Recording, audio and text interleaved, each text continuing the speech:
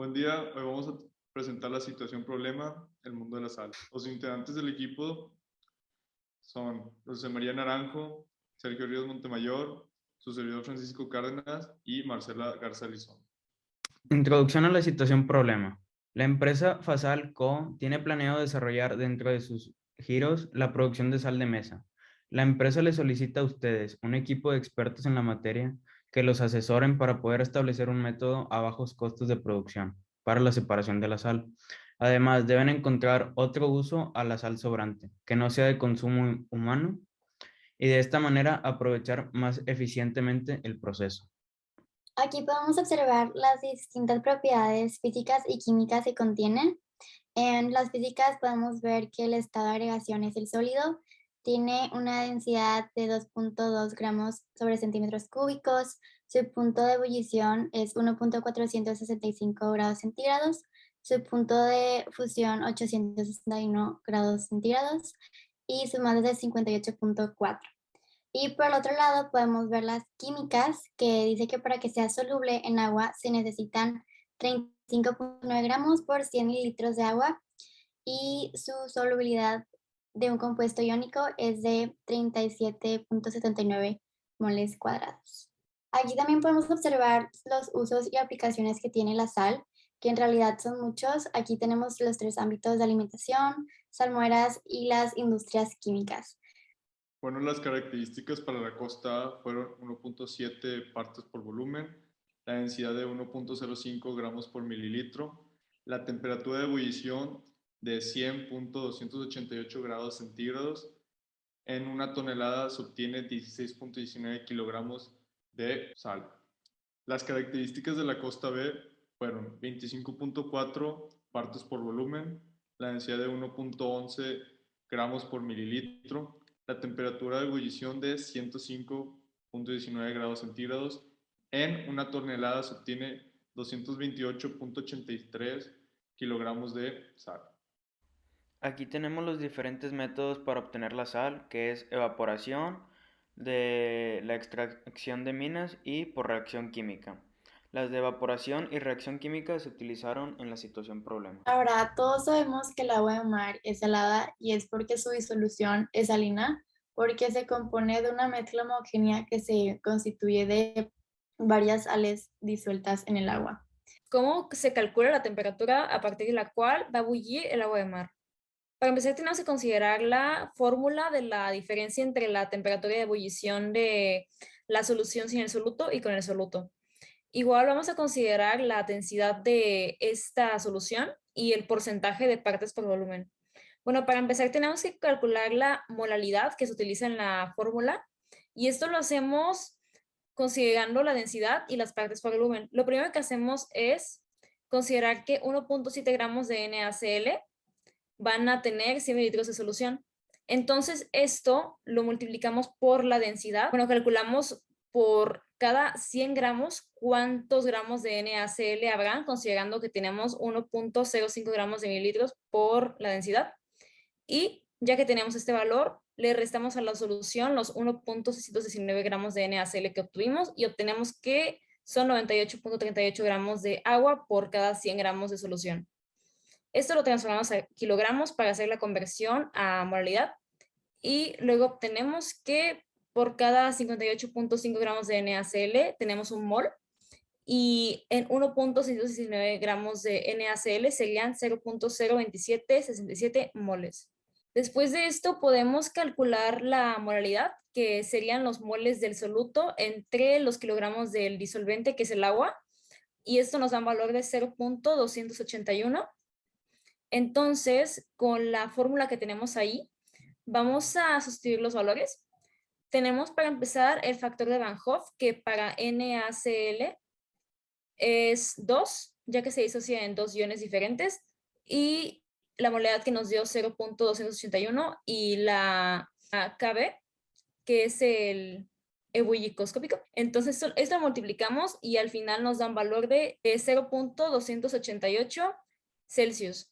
Esto sería la diferencia entre la temperatura sin la solución y le sumamos a 100 gramos a 100 Celsius que tenemos de la temperatura del agua, los 0.288 Celsius y nos da una temperatura final de la solución de 100.288 Celsius. Los resultados. Estos son los resultados que obtuvimos para la entalpía. Fue de negativo 179.044 kilojoules y esto la hace una reacción exotérmica. Después, para la entropía tenemos negativo 109.325 joules sobre kilo y entonces esto nos dice que se ordena la reacción. Y por último, en la energía de Gibbs tenemos negativo 146.4726 kilojoules. Por lo tanto, esto nos dice que la reacción es espontánea. Vamos a comparar los procesos químicos y los de evaporación para conseguir la NaCl en una tonelada. Bueno, para empezar, conseguimos que la entalpía de la reacción química son 3.060.581.19 kilojoules que se producen ya que la reacción es exotérmica.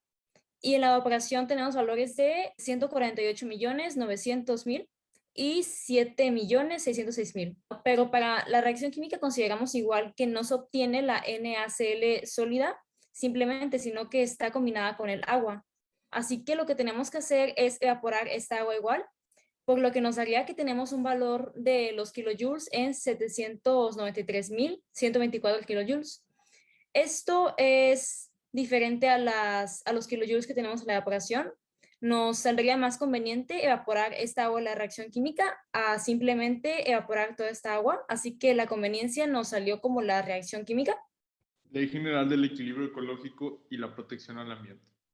La presente ley es reglamentaria de las disposiciones de la Constitución Política de los Estados Unidos Mexicanos y se refieren a la preservación y restauración del equilibrio ecológico, así como a la protección del ambiente en el territorio nacional y las zonas sobre las que la nación ejerce su soberanía y jurisdicción. El proceso electrolítico nos decía la situación que a partir de la sal sobrante tenemos que obtener Na.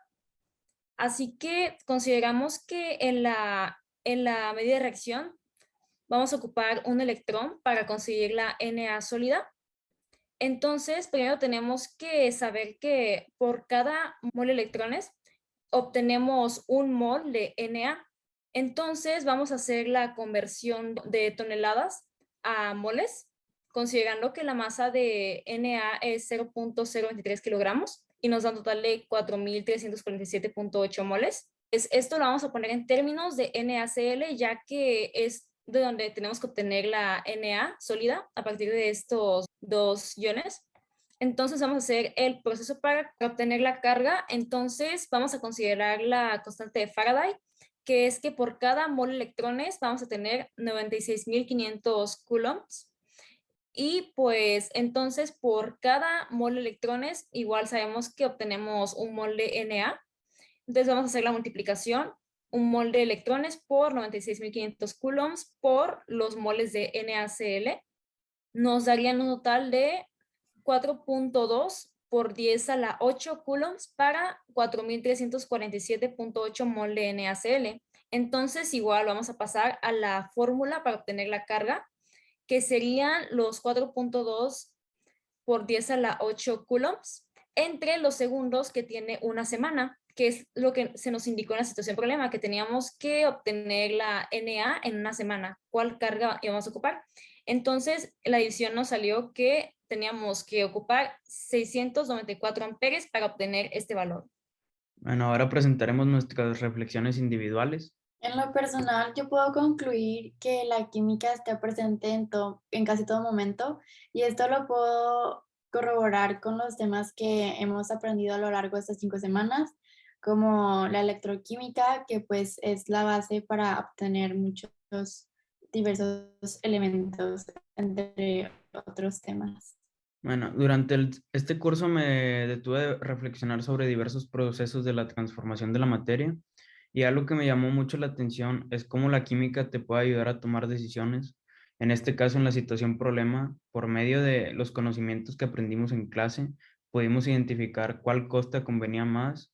Bueno, pues en este curso entendí muchos procesos que pasaban diariamente en mi vida, pero no había reflexionado mucho acerca de cómo sucedían o por qué sucedían, porque puedo aplicar lo que los datos de la temperatura de ebullición, de energía de Gibbs a más cosas de mi vida, como por ejemplo cuando cocino, cuando salgo, cuando compro un producto o para obtener ciertos servicios que me interesan mucho como la electricidad, etc.